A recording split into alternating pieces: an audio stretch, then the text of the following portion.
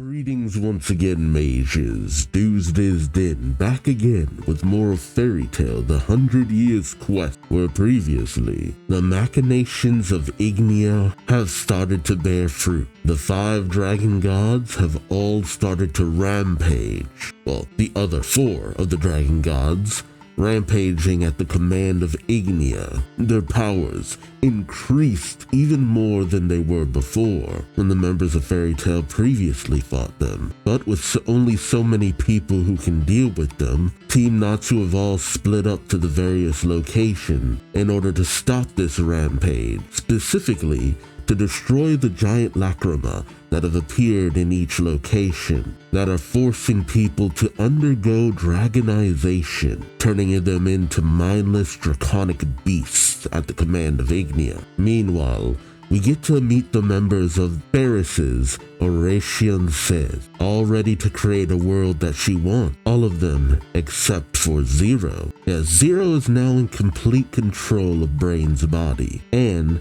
thanks to the connection with Nirvana, is now more classified as a demon in his own right. And though he now works with Ferris, he still has his own goals, and even wishes to eliminate Ferris when he gets the chance. Although Ferris, once she drops the name of Fairy Tale's involvement in things, Zero's blood boils. A kind of the enemy of my enemy doesn't die quite yet.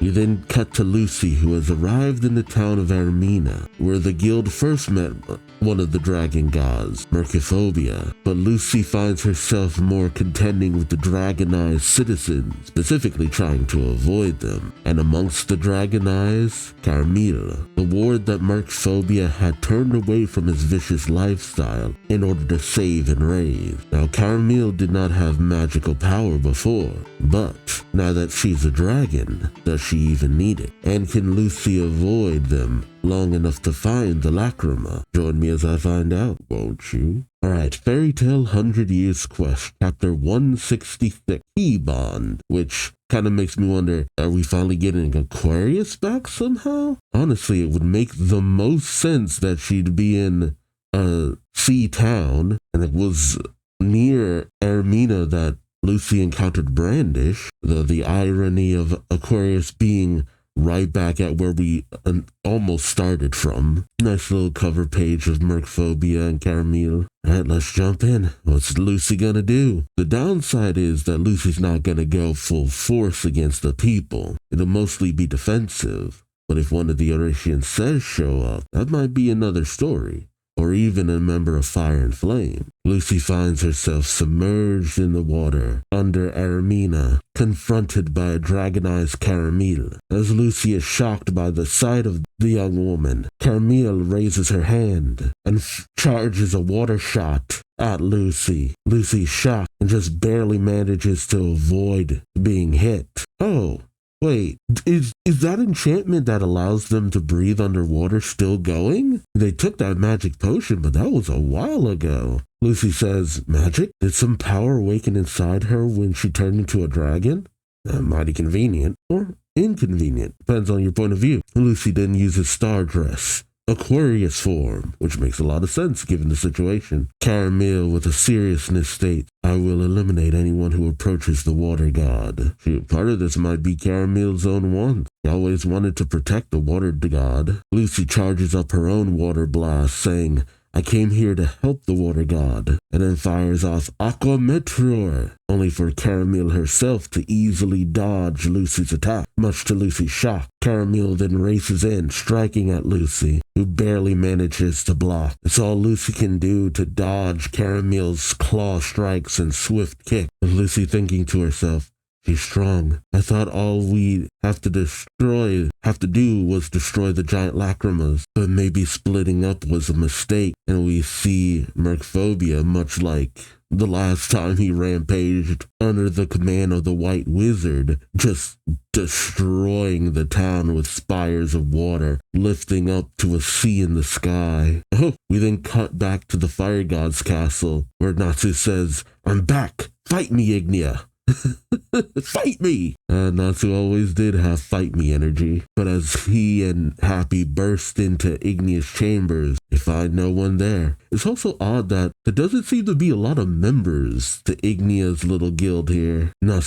Happy says, looks like nobody's here. Natsu scratches his head, saying, that's weird. There were all sorts of people here before. Suddenly, Natsu senses something. Looking up, he says, no, somebody is here. Up there. Ooh. The figure of Brian lands, but the figure has changed. Natsu shouts, you're, and Happy finishes saying, the guy from the saloon? And now dragonized Brian stands before them. But it's hard to say if he's rampaging in the same way that the people of Giltina are. As Brian smiles, saying, Brian, that was the name back when I was human. Happy questions, what's with the new look? While Natsu questions, you turned into a dragon? But without words, Brian's hat reveals its maw, and much to Natsu's shock, Brian's hat breathes fire at him. Happy calls out to Natsu, who's engulfed in the flames, while Natsu can only swat the flames away, saying, I can't eat this fire. It's gross. It's pissing me off. It's always a problem when Natsu can't eat the fire.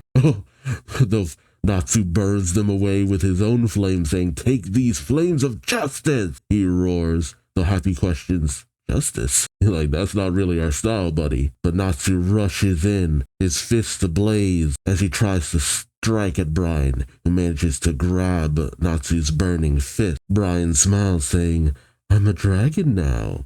Your fire ain't gonna work on me anymore. Though Natsu just questions, where'd Ignea go? Brian tells him, he said you weren't even on his radar. While Natsu says he went after Black Ferris. Brian tells him he left me in charge of the castle. Brian then bares his fangs, saying, I'm getting hungry. Rumbly dummy, rumbly dummy. I'm actually kind of glad for this rematch. Natsu did manage to start getting one over on this guy, but now that he's fired up, let's see how it goes. I did kind of think that Natsu would have a rematch with Lekka, but this isn't a bad warm-up till Natsu goes for the next opponent. Meanwhile, we cut to Ignea flying over the skies of Giltina. Ignea says to himself, Black Wizard Ferris, the one with Acnologia's power. Intriguing. Should be the perfect warm-up. I just said that about Natsu and Brian. And as he races off, Ignea says, I'll burn the black to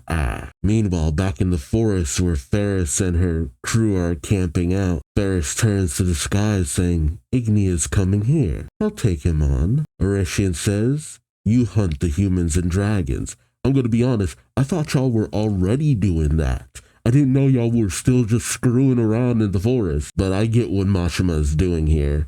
By having Ignea take on Ferris, they'll probably be at a bit of a stalemate, which keeps either of them from really getting involved with anything and downing any of our allies. But during this fight, it leaves me wondering, will our heroes actually be fighting any of the dragon gods, or will we just have the dragon gods almost like a stage hazard in a battle? We're just trying to get around them to get to our objective, which is the Lacrima. We're not actually going to try to fight them, which would kind of make a little bit more sense given that, it took everybody coming together to fight the dragon gods. If they're even more powerful than that, then the idea of our heroes fighting them 1v1 and defeating them, even like with the help of one of, the demons of the Book of Ferris and all that, or even Fire and Flame getting involved, that wouldn't be the same kind of help. If anything, they'd be more of a hindrance than anything else. So I am curious how Mashima's gonna spin all of this. Meanwhile, back with Lucy's battle against Caramel under the wave.